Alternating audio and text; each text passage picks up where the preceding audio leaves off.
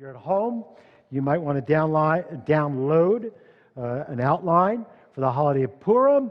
As you can see, as you're watching, as we do it, Purim actually, and the Jewish holidays, one of the keys we're supposed to do in traditional synagogues, in Messianic synagogues such as our own, you are supposed to tell the story of whatever the holiday is. Today, Purim. You tell the story, though, not once, not twice. You tell it on and on in all kinds of different ways, as we heard today. Joyce sung the song Megillah. It's pretty cool. Tells the story. We see the story is told in many different ways. And so you read it also. You read the Megillah, the scroll. There's a scroll for the Torah. There's a scroll for the Haftorah. There's a separate scroll just for Esther. So that you read the Megillah. And there's people read the scriptures for the New Covenant as well, Brit Hadashah. You read the story all the time. Esther, they read the special story. The story of Purim. Take out your outlines, follow along if you can. The story, actually, Purim and Hanukkah get a bad rap. It's not fair for them. Because many people in the, quote, churches, the synagogues, right, they focus on the Jewish holidays. And they say, wait, this is a Jewish holiday. No, they focus on the ones commanded to us by God in Leviticus Chapter 23. And that would be, starts with the Shabbat, and then they would give you the different Jewish holidays, Passover, and unleavened bread, and first fruits, and Rosh Hashanah, and Yom Kippur, and Sukkot. Those are the commanded biblical holidays. And so a lot of times people say, well, Purim and Hanukkah aren't in the Bible. Well, that's not true. They're in the Bible, and it's a great, great story. And that's why we tell it. The story of Purim is the book of Esther. God didn't command us to do it, but maybe he did. We don't know. We were commanded by Mordecai. Mordecai told us to celebrate, and we've been doing it now for about 2,500 years. We see the story of Hanukkah. We weren't commanded to celebrate it, and yet Yeshua the Messiah, he observed it as well. Hanukkah took place about 2160 years ago. And so God didn't command us, but maybe he did through the Jewish community as they observe it. We don't see God commanding it, but we still observe it. These are special holidays, Hanukkah and Purim, more than any else. They talk about God delivering our people. That's why we take a horrible, horrible suffering. We don't remember the suffering they did during Purim or Hanukkah. Great suffering for our people. We just sing about the joy after God delivered us. There's another deliverance holiday, which we do know in the scriptures that God commanded us. That's Passover. And that would start off horrible with the persecution of Pharaoh and the deliverance in the Exodus. So where some of these holidays start off very, very bad, we're singing about the joy and excitement. And that's why we tell the story, because God was faithful to his promises. And so remember those special stories. The 3 holidays of deliverance you should all remember: Passover, Hanukkah, Purim. They speak more than anything else of the God's delivering our people. Now the book of Esther, that this week was read in all the synagogues throughout the world. It was read Thursday night. It was read yesterday morning. They read the whole thing. That's what you're supposed to do. So when we read a number of these verses, in a sense, we're reading it and telling the story of it. But that's what they do. They read the Megillah. When you say Megillah, that means the scroll of Esther. And so, unique things about this holiday, they read the whole story without commentary. I'm going to give you a little commentary. People realize that this is something special, and people don't realize, but it's the only book in the Bible that doesn't mention the name of God. And so a lot of people say, see, it shouldn't be in the Bible. Well, of course it should. It's all over. It's all over. God stamps his hand all over the book by purposely removing his name, and you see his working behind the scene all the time, throughout the whole book. So it's unique that it doesn't mention God's name, and it's also unique because it's got the longest verse in the Bible, which means nothing to us, but anyway, it's a long verse. If you want to know it, just read it later. That would be Esther 8:9. And so there's just some of the unique things. They read the story, and there's no mention of God, and So we go on now. The story of Esther. The story should be highlighted more than anything else with the verse that tells the real story of Purim, of Hanukkah, of Passover. That story should be found, and everyone should make it's so important. It was found in Genesis. Oh, I didn't look at that picture there. Good. Genesis chapter 12, verse 3. That's really the background to most all the Jewish holidays. Background, it says, "And I will bless those who bless you. The one who curses you, I will curse. And in you, all the families of the earth will be blessed." Those who, when God started our Jewish people with Abraham, he said, those who bless you and your people will be blessed. And you develop that throughout all the Bible and throughout all of history. Those who bless the Jewish people, God winds up blessing. Those who curse the Jewish people, God made a promise. He's going to curse them. And so we see this worked out many different ways, many different times. Recently, I was just reading through the book of Numbers. You see Balaam. He comes, he's paid a lot of money to come curse the Jewish people. And he comes, and 3 times his donkey tries to stop him. 3 times. It's like he's bent on doing this to curse the Jewish people. He wants riches and wealth. Talks about the unrighteousness of Balaam.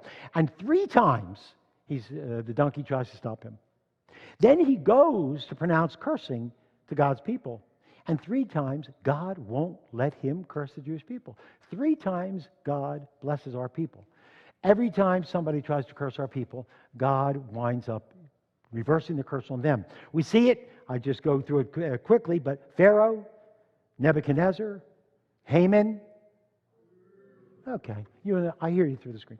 Haman, the Persians, Balaam, the Greeks, Titus, Crusaders, Inquisitions, pogroms, Nazis, terrorists, Islam, Hitler, Stalin, all those who try to curse our people. Whenever our people are cursed by somebody, it looks scary at first.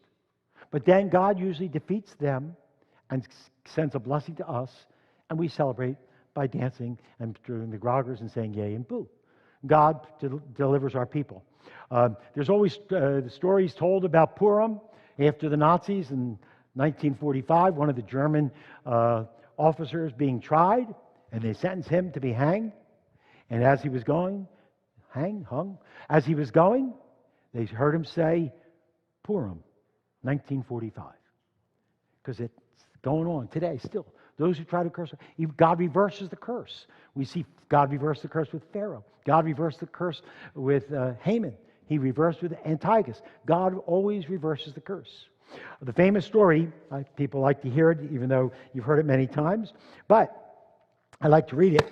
In March 1st, 1953, the war ended, World War II ended, 45. 8 years later, a bare 8 years later, after the Holocaust that took 6.5 million live Jewish people, Stalin unveiled a proposal to liquidate, destroy all the Jews of the Soviet Union. Another 3 million more. If that wasn't bad enough. 6.5 million. Stalin wanted to kill 3 more million in the Soviet Union. The proposal was supposed to go into effect, this was March 1st, 8 days later on March 9th. It was supposed to start. We read, on that day at noon, on March 1st, he went into the Kremlin. Stalin called a meeting in the Kremlin to read to the Soviet leaders his plan to exterminate all the Jewish people in the Soviet Union. He suddenly announced before his people, he said there is a plot against him, discovered to kill him. He said it was a devious plot and clever one planned by doctors to kill Stalin, all of whom happened to be Jewish. That was the key there, the word Jewish. And so Stalin decided to hang the doctors who would serve as a pretense for the mass rioting on the part of the Soviet masses that would last for 3 days and would eliminate 2/3 of all the Jewish people, the 3 million more. The rest would be sent to Siberia, to concentration camps where they would die. So Stalin planned to destroy all the Jewish people. And then it says, his plan was, the Jewish people would be placed on special, railroad cars, and go to the far north of the Siberian plains. Only 1/3, he said, of the passengers on these trains would arrive, because along the way, every town, they would kill more Jews. And he said 2/3 of them will fall victim to the anger of the masses. At every stop, along the way. According to the librarian, when Stalin finished, there was silence. They were shocked, and he was furious. And it says, after reading the proposal, dead silence in the room. Stalin was furious, cursed his cabinet ministry, walked out, and slammed the door. March 1st. 8 days later, it would go into effect. Not much time. The next day, March 2nd, a week before the plan was supposed to go in, after outlining the plan, exactly a week before the extermination of 3 more million Jewish people would be carried out, Stalin died the next day of a stroke. He lay in state for a week and was buried on March 9th, which was the Jewish holiday of Purim. God reverses the curse. We have to realize that. Sometimes it doesn't look good for our people, but God keeps His promises. When you think of Purim, when you think of Hanukkah, when you think of Passover, I want you to write these words down and think about these words when pertaining to the holiday and pertaining to God. God's promises. He made promises for our people. God's faithfulness. God's deliverance. God's control. God's sovereignty. God reversing the curse. And so when we think of the holiday, this is what I like to think about. Because God is sovereign, He's in control, He's faithful, and He's in control, we should trust Him and serve Him, I say, all of our lives. We should learn to serve Him and trust Him. Follow along with me if you have your outlines. First, I tell you the story about Purim. We go over the story again. We know it. To me, it's always fun to tell it, and it's always fun to go over it because it reassures me how faithful God is. Just like you read the Bible all the time, all throughout the year, for the rest of your lives. The beginning of the story starts with a historical background. You should understand where it all fits in.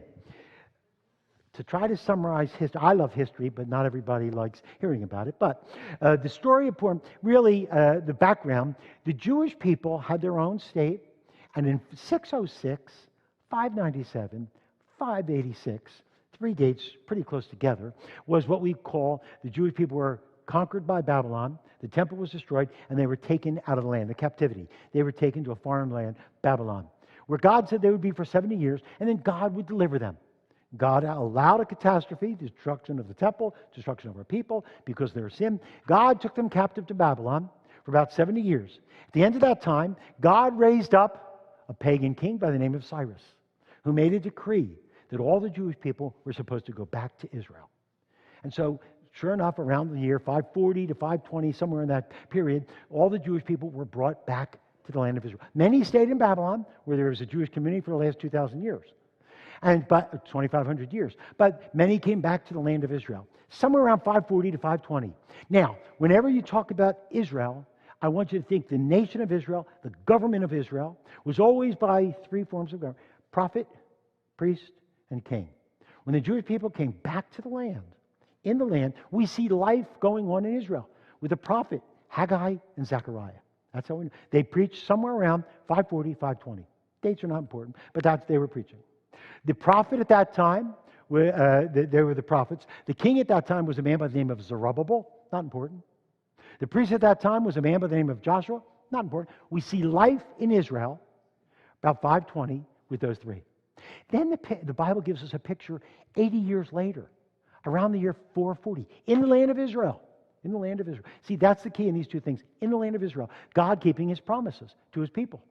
80 years later, the prophet at that time was, the king was Nehemiah, or he would be the leader of at that time, the governor.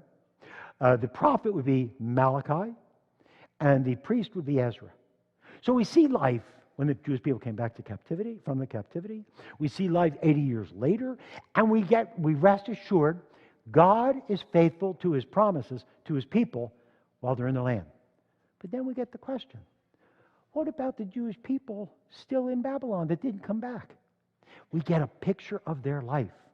That's right between these 80 years, right about the year 480, we get life in the land of Susa, right? It's about 200 miles or so from Babylon, but we get life. And the question in the book of Esther is God faithful to His promises to His people even outside the land? And so that's the historical background. What is taking place with our people, not in the land, with Ezra and Nehemiah and Zerubbabel and Joshua and the Haggai and Zechariah, and then later on Malachi. What is God doing? That's the story here. So follow along. We have the story here. The story of, what do we have up there? Good. The story of Purim, story of Esther. So we read, like I said, the Megillah, the whole story is read last Thursday night and yesterday morning. So follow along. I just laid it out chapter by chapter because I like to think it really fits well. If you make a movie or a story, each chapter stands on its own. And so I like to think, and I summarize each chapter just by a couple words on each chapter. Chapter 1, if you have it in, fill it in. Chapter 1 begins with, what did I say, a party? Not a party. It begins with a banquet. Chapter 1 has a banquet. Then in the middle of the banquet, there's a problem. The end of the problem, there's a solution. The beginning of the book of Esther begins with a banquet, a party. The king loved parties. And it says, chapter 1, verse 1, now it took place in the days of Ahasuerus, who reigned over all the world there at the time. It says in verse 9, verse 4 and 5. He displayed his riches. He had a great banquet. 6 months he had displayed his wealth. For a week he gave a great party. Great party for all the people in the land of Susa. And then at that party, he decided to call his lovely, lovely queen. We didn't have her represented with the kids. I'm not quite sure why, but because everyone wants to be Esther. But the lovely, lovely queen by the name of Vashti. And the king was going on the party. He wanted to display Vashti's beauty. Problem is, we have a history not in the Bible. He wanted to display her beauty without any clothes on. We don't know about that, but many people have thought that. And she refused to come. That's the problem. You don't refuse the king. He made a party. He had a banquet. He was showing off his glory and his honor, and he wanted to display his wife. She said no, and they said that's a problem. Because she said no to the king. All his advisors say in all the homes, in all the lands, all the husbands are going to have trouble. Because Vashti said no to the king, our wives are going to say no to us. And so there was a major problem. And then they had a solution. And follow along in the problem is found in verse 9, chapter 1. Queen Vashti also gave a banquet for the women who belonged to King Ahasuerus on the 7th day. And the king commanded that she come to him. He commanded, verse 11, to bring Queen Vashti before the king. But the queen refused.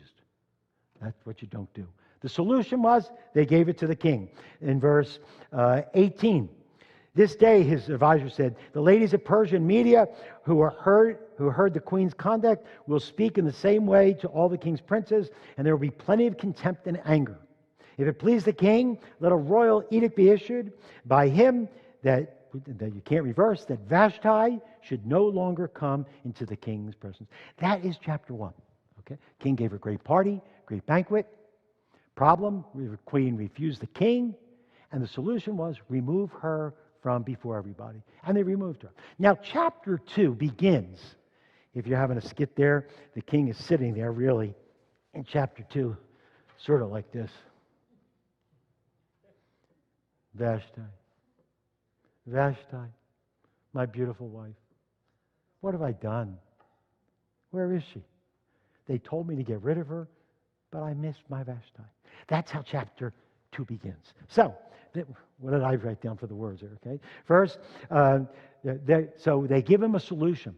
They say to him, after these things, the king, verse 1, Ahasuerus subsided. He remembered Vashti. And then they said the contest would begin. Let the king's attendants who serve him said, let beautiful young virgins be brought before the king. King, we have the solution. Let all the beautiful women in all your kingdom parade before you. This took a number of years, believe it or not. We see it just happened very quickly. But they all paraded themselves before the king. The king brought them into his harem. And he said, let this great contest, we have Miss America and all the different contests. They had Miss Susa. And so they had this contest. And believe it or not, it doesn't tell us God, but we know God behind the scene had Esther win favor. So they had the contest. We see the results of the contest in chapter 2 and verse 15. Chapter 2, verse 15. See if they can follow me up there in the booth. Now, when the turn of Esther, the daughter of Abihail, the uncle of Mordecai, was taken as his daughter, came into the king, she didn't request anything except what this Haggai, the king's eunuch who was in charge of the women, advised, And it says, Esther found favor in the eyes of the king.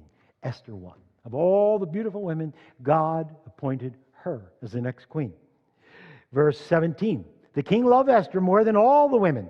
She found favor and kindness with him more than all the virgins. So he set the royal crown on her head and made her the queen instead of Vashti. The results of the contest was that Esther became queen. Now, chapter 2 in the story could end there, but I like what takes place in chapter 2. The author makes it such a great, he puts a side note. As the curtain's about to go down in chapter 2, he puts a side note. Wait, before I end this, let me tell you about a little scene that went on. That's what the writer is doing. He said, now, there was this man by the name of Mordecai. Good, very good. Mordecai was there, and he was sitting around a corner near the court, near the king's place. He was sitting there, and on the other side of the building, right next to him, around the corner, there was two men who were plotting to kill the king. And they were talking. And Mordecai over here, they're trying to kill the king. So he goes and tells lovely Queen Esther. Okay.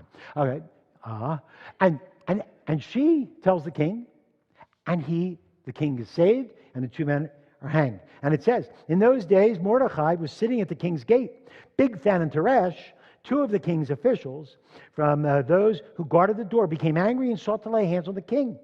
The plot became known to Mordecai, and he told Queen Esther, oh, you're weak today, and she informed the king in his name.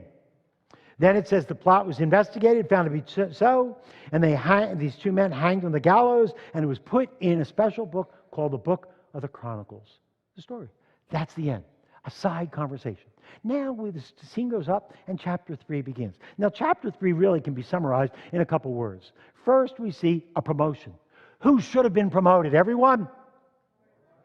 No, not yeah, okay, I'll do it on you. Okay, he should have been made a great leader, but he wasn't. Instead, wicked man became promoted. Now, wicked man, as we know him to be Haman, he was promoted. He used to walk through the streets and have everyone bow down to him.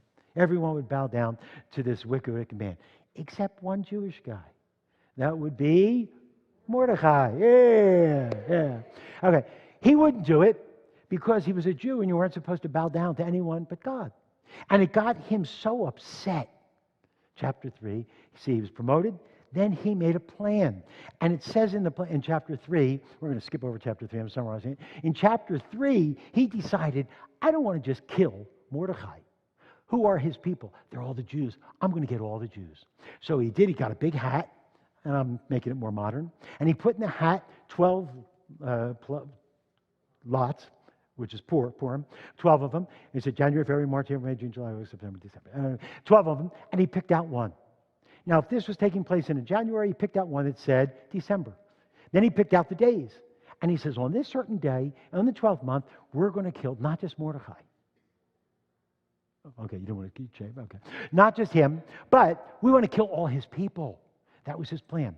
And the end of chapter 3, after he's promoted, there's a plan, and then he proclaims all this, and we see the end of chapter 3. Chapter 3, the proclamation in verse 13. Letters were sent by the couriers to all the king's provinces to destroy, kill, annihilate all the Jewish people, both young and old, women and children, in one day, the 13th day of the month, which is the month of Adar, and to seize their position. The copy went out, and verse 15, the couriers went out by the king's command. The decree was issued in the citadel of Susa, while the king and Haman sat down to drink and party. The whole city was in confusion. Chapter 3. Things are not looking good. Chapter 4 begins. My favorites, probably in the scriptures, chapter 4, 5, and 6. Those are sort of a unit. Chapter 4, you could summarize it in very, very good in this way. There's a plea.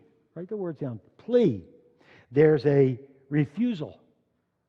There's a challenge. And there's an acceptance. Chapter 4 is summarized like this. The plea. Good man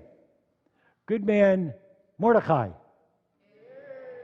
says to his cousin, Queen Esther, you must go before the king and save us. That's his plea. The refusal, she says, I can't. He's angry with everybody. He hasn't asked for me to see him in over 30 days. I can't go before the king. If I go to the king, and he doesn't hold out the golden scepter, he kills me. Nobody can go. Uncle, I can't go. Next, he says, you must go. That's the challenge. Finally, the acceptance, she goes, okay, I will. That's chapter 4. I want to read just a couple verses in chapter 4. Verse 13. Then Mordecai told them, you're slow on that one, okay. Then that good man said to the lovely queen, don't imagine that you're safe in the king's palace, that you can escape more than anybody else. Don't think you're going to escape.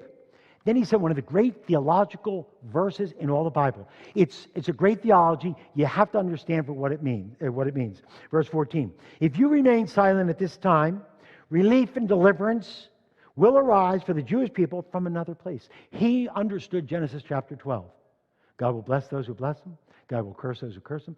God will protect and save our Jews. He understood the theology behind it. He said, so if you keep silent, lovely queen, our people will still be saved. But you will be responsible and you will suffer. You won't escape.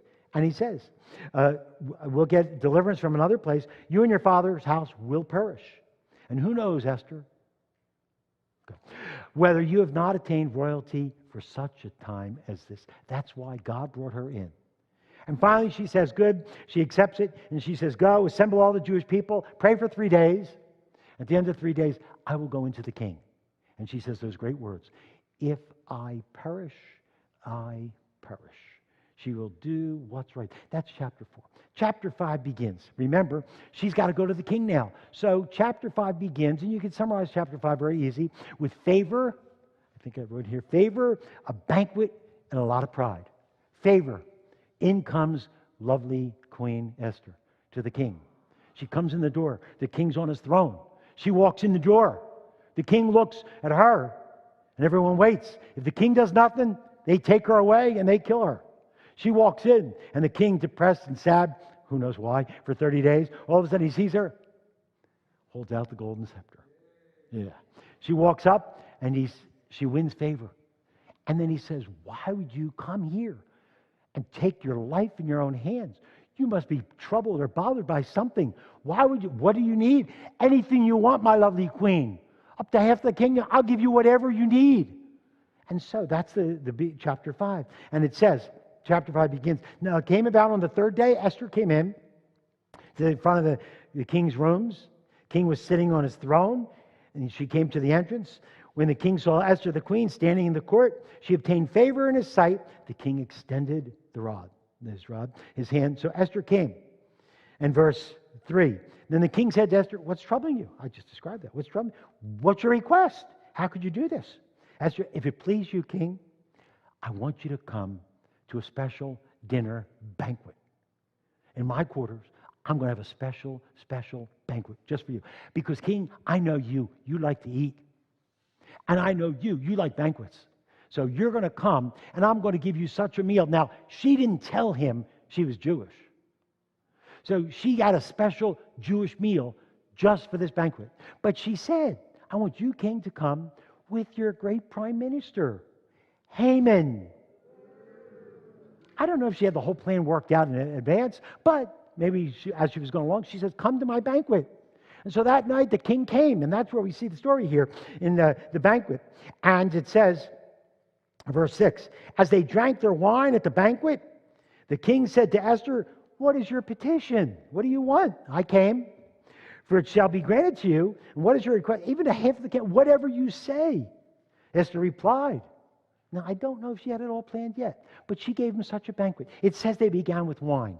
Now, to tell you the truth, I know what kind of wine it was, and the king wasn't too impressed to begin with, because it was Manischewitz. That's not good wine, really. That's cough syrup. It's really not good.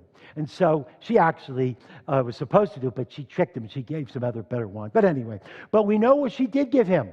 It's found, if you look in the certain special side books and apocryphal books, you find out the menu that Esther prepared for the king that night. People don't know that. I found a special place where it had the menu of Esther. Yeah, in one of the historical books. And it says she began with chicken soup. Began with chicken soup and matzo balls. And the king never saw anything like this. You got to look hard to find out. And then it says, then after the chicken soup, she brought this stuff out, and he goes, what is this? And she goes, that's a thing called chopped liver. And so the king said, I never had anything. He took a taste. He goes, this is the best thing I ever ate in my life. A little heavy, but it's good. Because he says, what's in it? She said, you don't want to know. Anyway, chicken fat. Then came out the brisket. You got to find this in the extra writings. Anyway, then came out the brisket with the carrots and the potatoes. Then, and which all made with chicken fat. Then it came out the kasha and the potatoes and the tzimmus. Forget about the tzimmus. It was so heavy. But anyway, he ate it all. And he said, this bread, what is this braided bread? He never saw challah before. She was giving him challah. Then he brought out the special cakes that we call today rugula. And special ice cream, Haagen-Dazs. But they didn't have it picked up. But anyway, nothing healthy. You see, I always tell my wife, when you make me a special meal that I like, she goes, what kind of vegetables do you want? I said, I don't want vegetables. I don't want any vegetables. She goes, why? I said, no health in this meal. Nothing. You want a nice salad? No salad. I want fat, and more fat. And so this is what she gave him to eat. No, we don't know. But the reason we say it is because what happened after the meal. And we follow along the story here. It says, so she said, my petition and request is, and this is what she said, if I found favor in your eyes, king, and please the king to grant my petition and do what I request, may the king and wicked Haman come to the back. I got another meal for you tomorrow night. The king said, I'm not sure I can handle it. She goes, you got a day to recover. Anyway, I'll prepare for you a meal tomorrow night. Now, so she won favor. She gave him a great meal. The meal was over. Everyone's gone their own way. Wicked Haman. He goes out. Okay. Wicked man. He goes out and he's walking on the street. And what does he see? Everyone's bowing down to him again. Except one man. Who's that? Yay. No, not you. You said it. I cheer. Anyway, so he's there and he's fuming. He runs home and he tells his lovely wife Zeresh and his advisors, I can't handle it. She goes, what? You're in favor. The king, the queen, everyone loves you. You go to the banquet. You have such favor. You care about this one man? I can't take it. One man. She goes, you got everything. You got 10 sons. You're so wealthy. You're the prime minister. Everything's, I can't handle it. She goes, okay.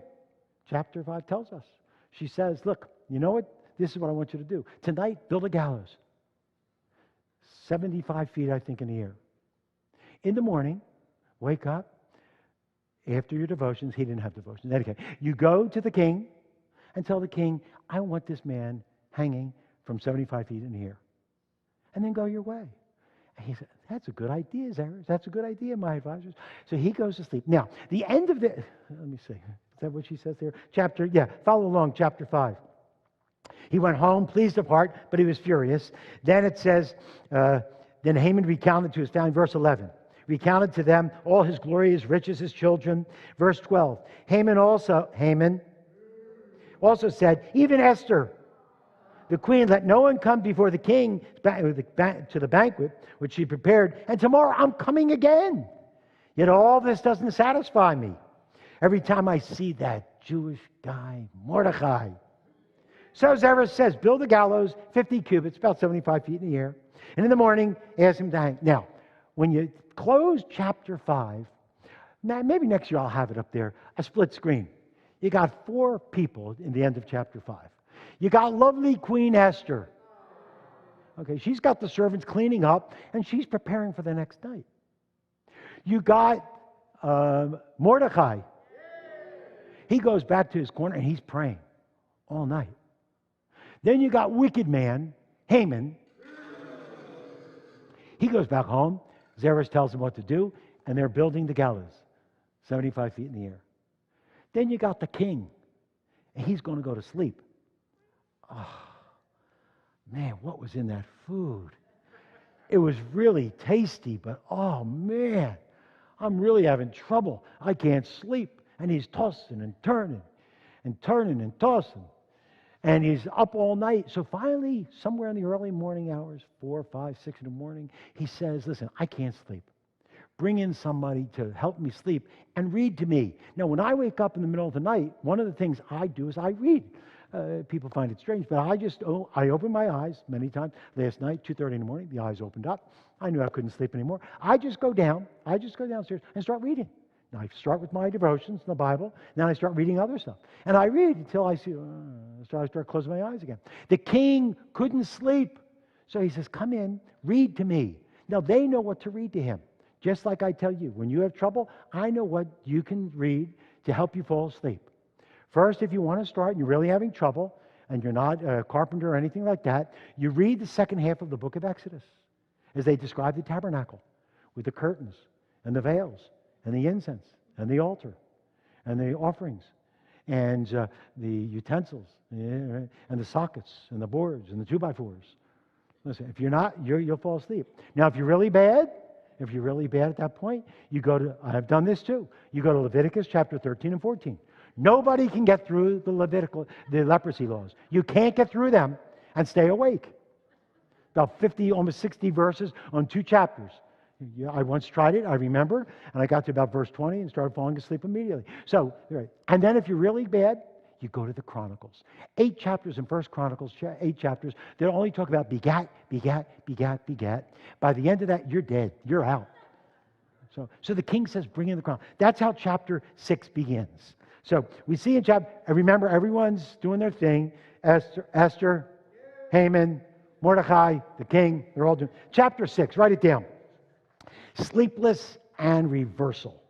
Sleepless and reversal. The sleepless, we see chapter 6 begins, and it says, chapter 1, during the night the king couldn't sleep, so they brought in him the Chronicles. And he found in verse 2, it was written that Mordecai had reported concerning, there's my plant, Bigthan and Teresh, 2 of the king's eunuchs who were doorkeepers, and they sought to lay hands on the king. And the king finally woke up even more so. They were supposed to put him to sleep. He woke up more so. What honor was given to this man? What was bestowed on him? And then the servant said to him, nothing was done for him. So the king, 6, 7 in the morning now, he said, I got to do something for this Mordecai. He saved my life. So the king says to the court people, he says, who's in my court? You know who's in the court? In comes wicked man, Haman. He woke up, looked out the windows, saw the gallows 75 feet in the air. He was happy, got dressed, went into the court, came to the king. He was going to ask the king to hang Mordecai. So he gets before the king. And the king's business always goes first. The king said to him, so what should be done? Where does it say this? Verse 7, chapter, he was sleepless, and then verse 7, chapter 6. Then Haman said to the king, go back, I'm sorry. All right. Verse 6. So wicked man came in and said to the king, what is to be done for the man whom the king desires to honor? And Haman, the wicked man, said to himself, wait a second. The king wants to know what should be done for the man he wants to honor. It's me. He's got to want to honor me. So the king says, what should I do? Trusted, wonderful, good, wicked man. No. Well, what should I do? So he says, I'll tell you what to do, king. Take your royal robe, put it on the one you want to honor. That sounds good. What else? He says, take your horse that only you're allowed to ride. Let him ride on your horse with your cloak. Wow, your robe and your horse. Not only that, put your crown, which they did in those days, on the head of the horse.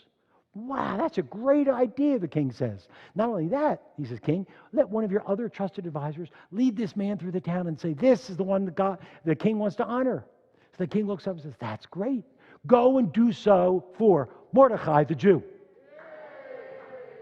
Reversal. One of the great reversals, one of the great stories there. And that ends actually chapter 6. Chapter 6, it ends there. He says, take quickly into it. Chapter 6, verse 12. At the end of that day, it says, then the good man returned to the king's gate, but wicked man hurried home, mourning with his head covered. He led him through the streets the whole day. And I love the end of chapter 6. It says, wicked man recounted to his wife. I picture him coming home that day, and his wife said, so how did it go today? Well, not quite. She says, is good man swinging back and forth? Well, not quite. Didn't turn out that way. What happened? He says, you won't believe it. He says, I had to lead him through the town on the king's horse with the king's robe and the king's crown on the horse. And then she says something great at the end of chapter 6. And it says, then she says, then the wise man and his wife said to him, if Mordecai, which she knew. All right, good. Okay, before whom you've begun to fall, he is of Jewish origin, you're not going to overcome him. See the handwriting on the wall. Not yet, but surely you'll fall before him. While they were still talking, in the afternoon, after he led him through while they were still talking, the king's servants came and rushed him off to lovely Queen Esther's palace for the dinner, the banquet which lovely Queen Esther had prepared. Chapter 7, two things. The story really is almost about finished here. Chapter 7, we see banquet and the destruction. Chapter 7 begins, and the king said to lovely Queen on the second day when they drank their wine at the banquet, what's your petition, Queen Esther? Yeah.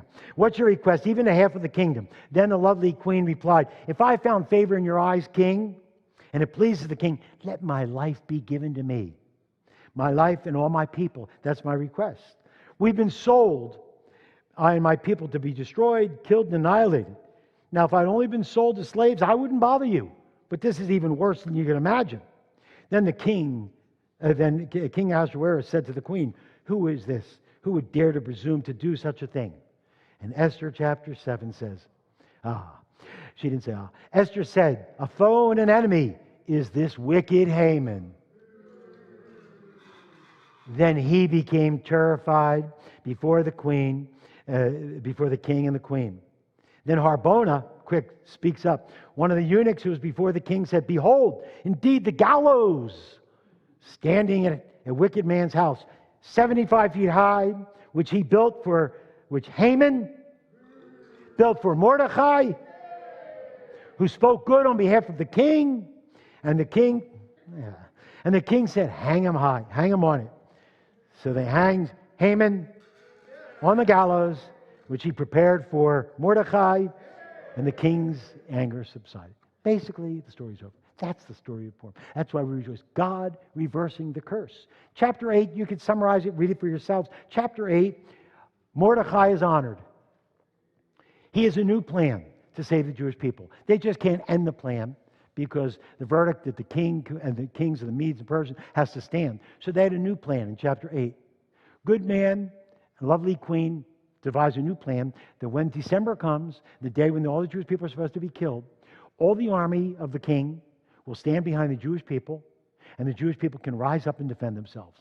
That's the new plan, and they stamp it. And so the next 8-10 months, whatever it is, the Jewish people realized the king was going to honor them and save them. That was the plan. And there was great joy.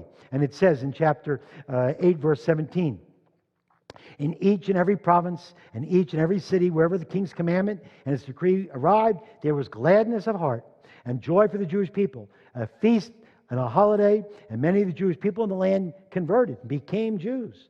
And the dread of the Jewish people had fallen on them. Chapter 9, we just see how God delivered the Jewish people. Deliverance and the story of Purim is instituted. Chapter 9, verse 22, because of these days, the Jewish people themselves rid themselves of their enemies.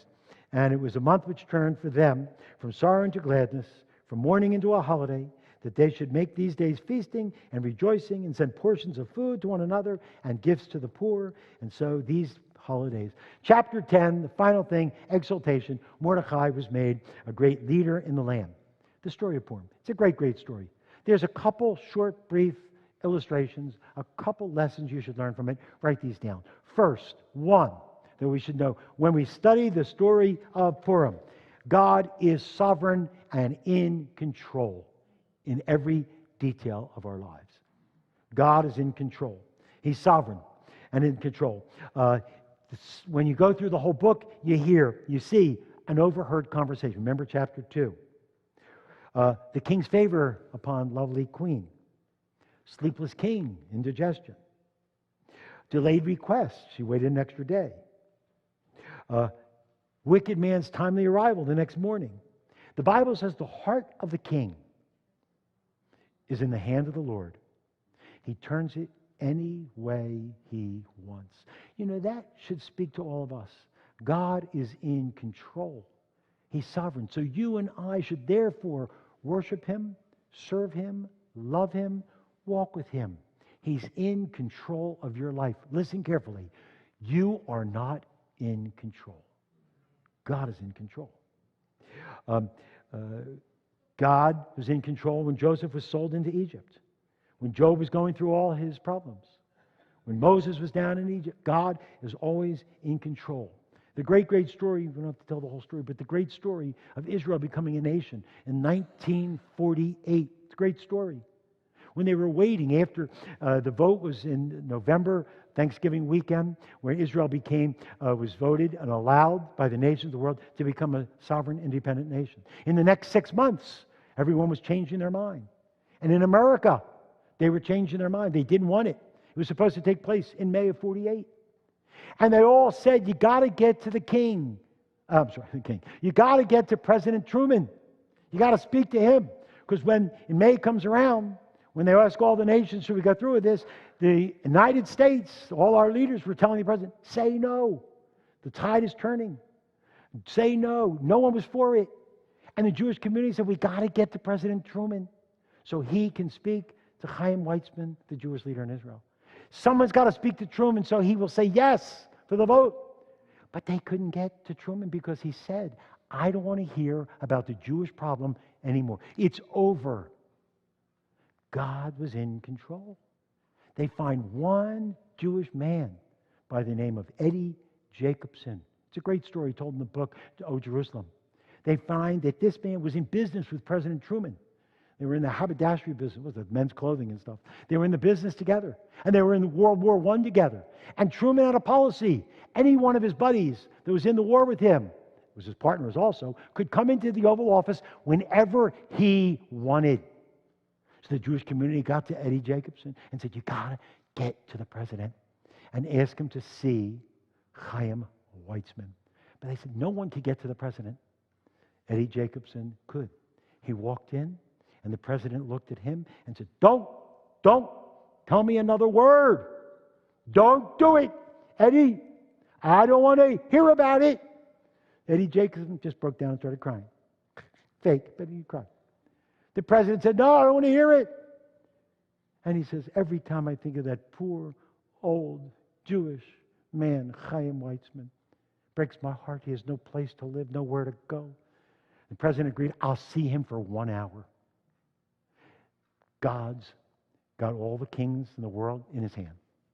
And Chaim Weizmann walked into the Oval Office to meet with President Truman. And President Truman is known as the modern day Cyrus. He voted yes, and all the nations followed his lead. It's God is in control. God always is in control, no matter how bad it might look. We are called to serve Him. Job chapter 37, one of my favorite verses in the Bible, verse 13. Whether for correction, or for God's world, or for God's loving kindness, whatever it might be, God causes it to happen. Do we really think and believe that God is in control? He is. The story tells us. Second, God is faithful to all His promises, to Israel and to you and me. God is faithful. He'll keep His promises. If you love Him, serve Him, and worship Him, God will use you and bless your life and be with you, His presence.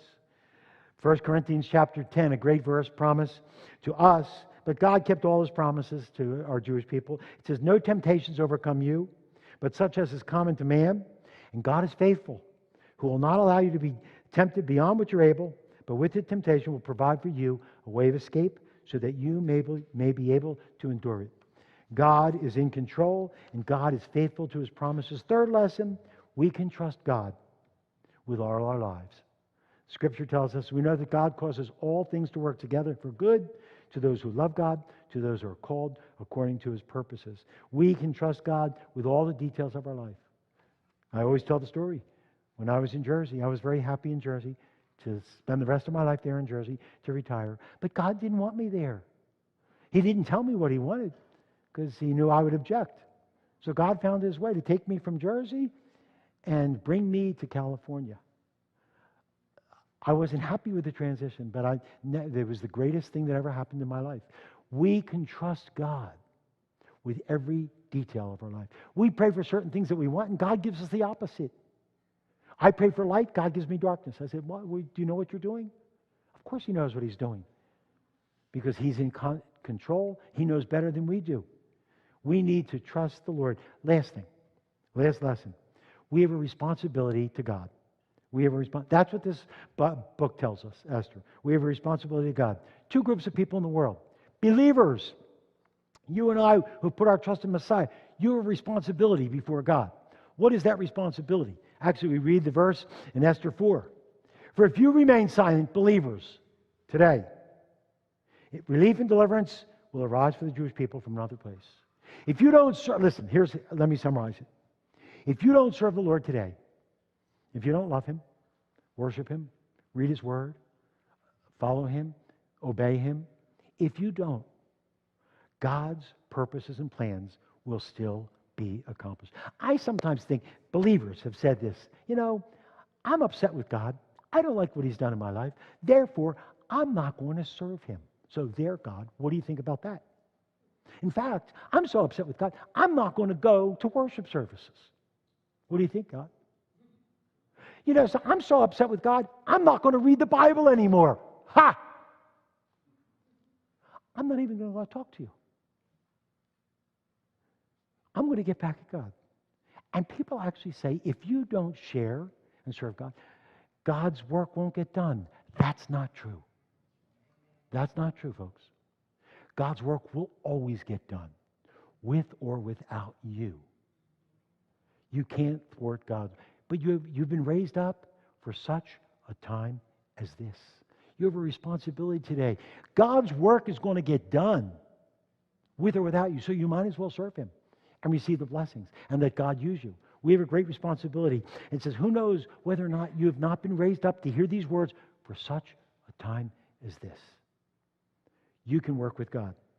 It says we are called to be holy, to worship, to share, to serve, to do, to read the Word, to pray, to give. Such a time as this. But there's another group of people, non-believers. And they have a responsibility. They don't know it, but they have a responsibility.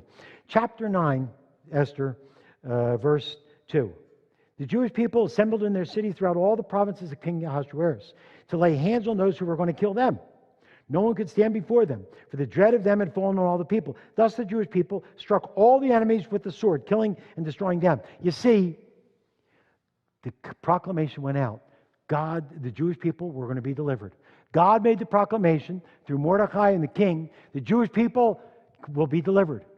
The Jewish people can rise up and defend themselves. If they didn't rise up and defend themselves, they would have been destroyed. Today, the decree has gone out to all the world, to Jewish people alike. For God so loved the world that He gave His only begotten Son, that whosoever should believe in Him should not perish, but have everlasting life. The promise is out, but our people must do something. They must rise up and accept what God has said for them. We conclude with the words we see in John chapter 8. Therefore I say to you, Yeshua said, you will die in your sins unless you believe that I am He. You will die in your sins. For as many as receive Him, Yeshua, to them He gave the right to become children of God, even to those who believe in His name. John 6, truly, truly I say to you, he who believes has eternal life. The decree went forth in Susa, but the Jewish people had to defend themselves. The decree for God's salvation has gone out to all the world, but people have the responsibility today, Jew and Gentile, to put their trust in Messiah. The story of Purim tells us as believers, serve God. You've been raised up for such a time as this. It tells the non-believers, put your trust in the Messiah Yeshua. The decree has gone forth. God has offered salvation to all of you. The story of Purim is a great story for all of us, believers and non-believers alike. Let's all bow together for prayer. Father God, we thank you that you are sovereign, you are faithful, you're in control, and that we need to put our trust in you, to receive you, to put our trust in you, and to serve you today. We thank you for the great story of Purim and how it speaks to us, but as well as we see it in Hanukkah, as we see it in Passover, and then we see it finally in the book of Esther. We commit this time to you and thank you for this great, great holiday that we could rejoice in the midst of the scary decrees that went forth against us. You delivered us. And so we commit this time to you. We thank you for it. We ask your blessings upon this time. In Yeshua's name we pray. Amen.